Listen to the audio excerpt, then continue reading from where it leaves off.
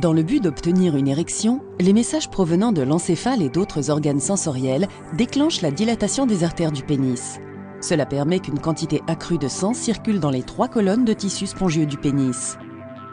Au fur et à mesure que les artères alimentent en sang le corps spongieux et que les 2 plus grosses colonnes, les corps caverneux, se remplissent de sang, le pénis grossit et devient rigide. La pression du tissu engorgé contre les veines du pénis piège efficacement le sang à l'intérieur du pénis jusqu'à l'obtention d'un orgasme ou bien que les sensations diminuent. L'impuissance ou incapacité à obtenir ou conserver une érection peut être causée par une interruption de ce processus à n'importe quel moment. Il existe plusieurs types d'implants péniens pouvant créer une érection artificielle.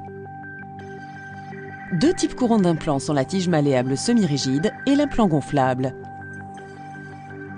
La tige malléable semi-rigide est généralement faite de plastique avec un cœur de fil métallique souple.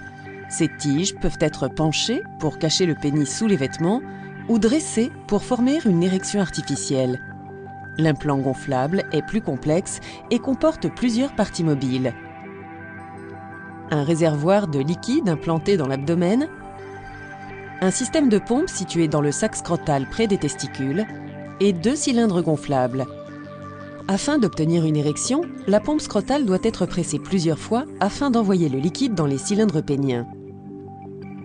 Lorsque l'érection n'est plus souhaitée, on appuie sur une valve de vidange sur le côté de la pompe et les cylindres se dégonflent.